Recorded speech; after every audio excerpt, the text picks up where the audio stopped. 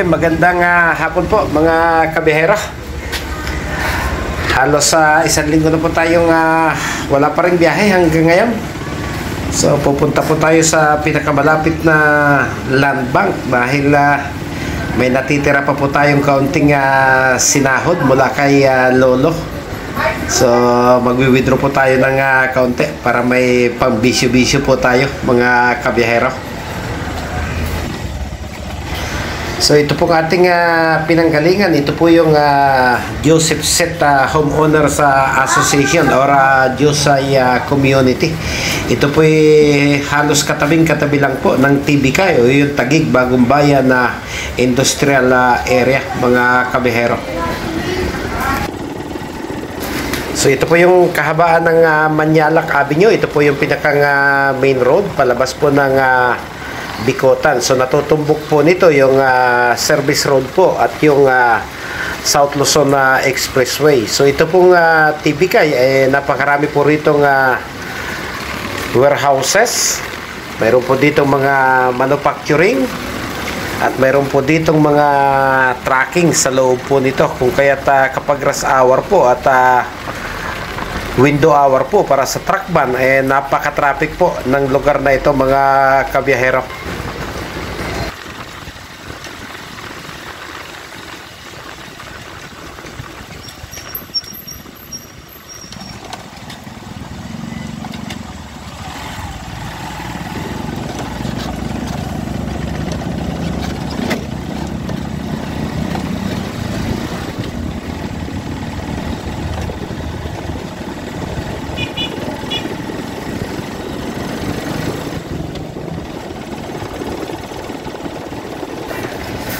Sa kahabaan po ng Manyalak Avenue, kapag kayo po'y nakatawid na ng release ng train, yung pong gawing kanan ay sakop na po ng Parañaque City at yung pong kaliwang bahagi ay sakop naman po ng Taguig City. So paglabas po ninyo rito, ayan, mayroon pong Mang Inasal, mayroon pong tinatawag na De La Rosa Business Complex. So hindi humalayo sa mga sentrong pamilihan yung mga nakatira po sa loob nitong TBK.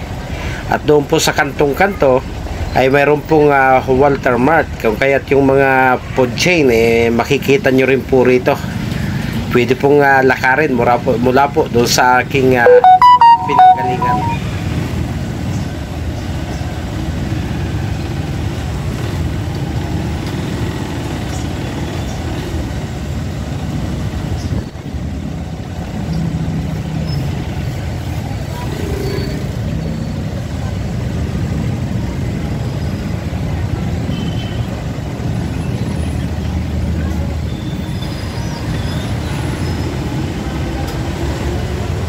So ayan, malapit na po tayong makalabas nitong pinanggalingan nating lugar. Nakikita na po natin yung service road, yung Skyway at yung bakod po ng South Luzon Expressway. So kakanan po tayo rito para marating po natin yung Upper Bikotan. Nandun po kasi yung branch ng Land Bank mga kabiyahero.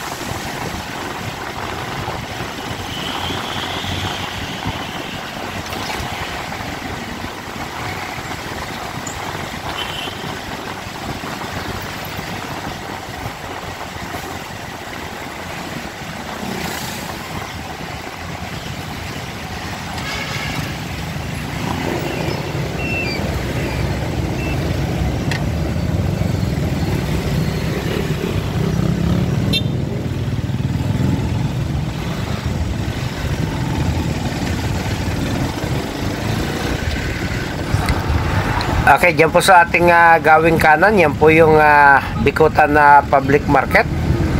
Malapit na po tayo sa isang major crossing. Kapag dumiretso po tayo, tumawid po tayo, yan po yung papasok ng South Luzon Expressway. Yun po yung Bikutan na entrance. So pag kumaliwa po tayo, yun po yung SM Bikutan patungo po ng Don Bosco at Better Living.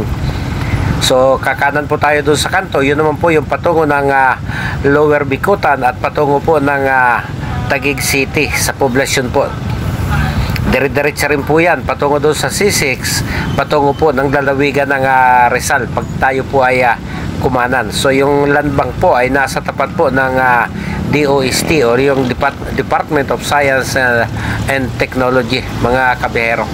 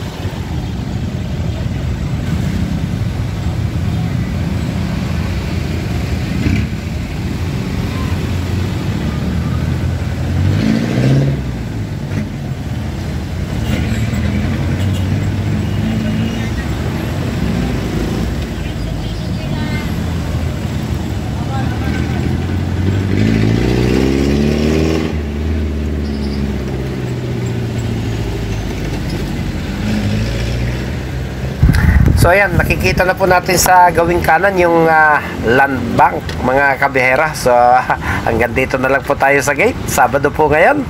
Maraming salamat po sa pag-angkas nyo dito sa aking motorsiklo.